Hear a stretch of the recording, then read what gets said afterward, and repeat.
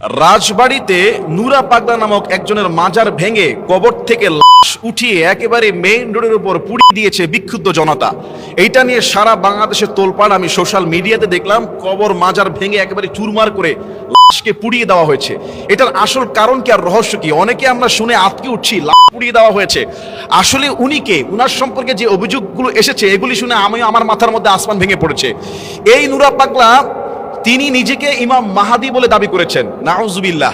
1980-র দশকে সে এলাকা থেকে একবার পালিয়ে চলে যায়, পরে কিভাবে দফা রফা করে আবার এলাকায় আসে এবং নিজেকে দাবি করেছেন ইমাম মাহাদি।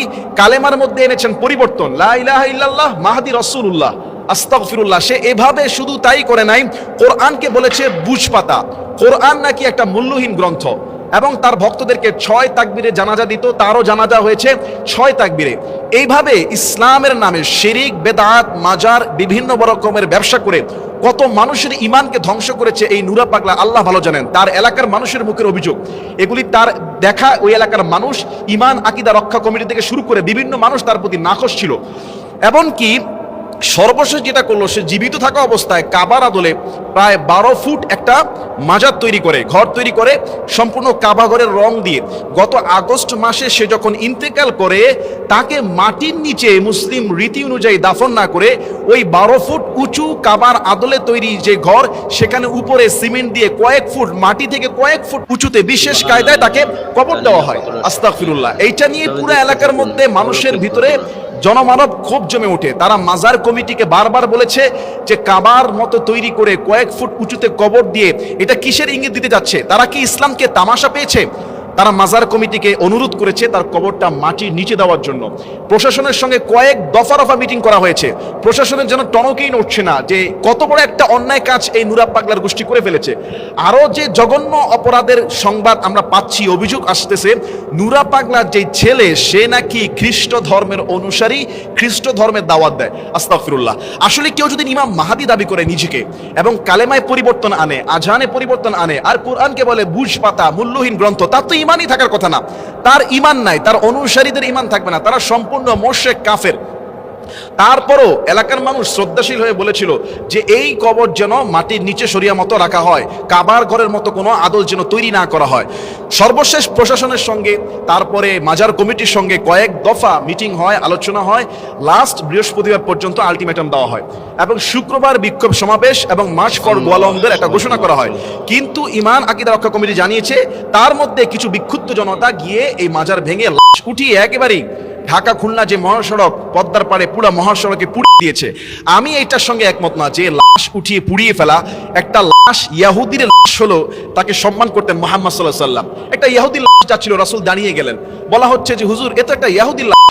রাসূল বললেন লাশ হলো একজন তো আল্লাহর বান্দা, তার জীবনের শেষ সময় তিনি লাশকে সম্মান করেছেন।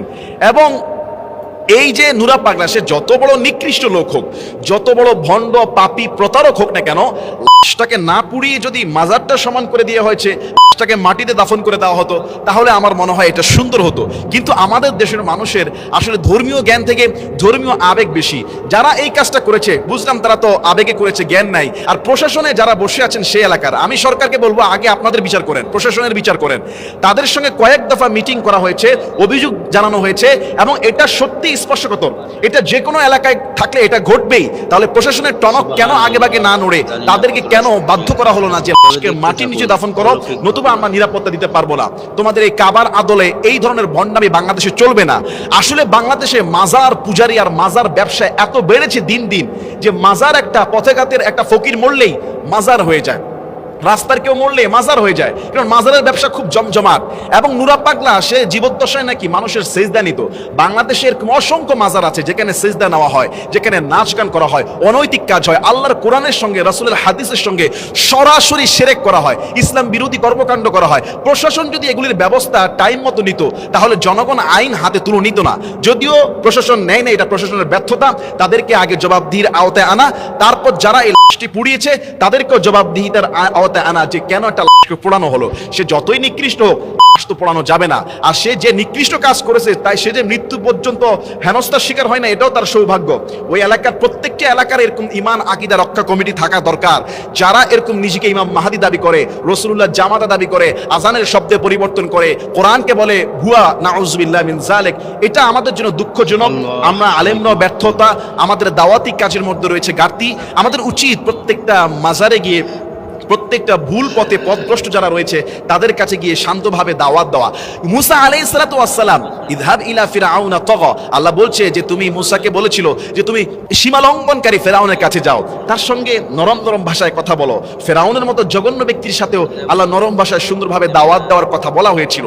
এজন্য আমাদের দাওয়াতি কাজকে বৃদ্ধি করতে হবে। আমরা ভাঙচুরে যাওয়ার আগে দাওয়াতি কাজকে এমনভাবে করতে হবে যাতে করে ওই কাবার আদলে ঘর বানানোর পর্যন্ত পৌঁছাতে না পারে। আজকে আমাদেরও দুর্বলতা রয়েছে, প্রশাসনের দুর্বলতা রয়েছে, যেখানে এই সমস্ত ভণ্ডামি চলে, এগুলি বন্ধ করে দেওয়া উচিত। আল্লাহ আমাদের সবাইকে হেদায়েত দান করুন, আল্লাহুম্মা আমিন।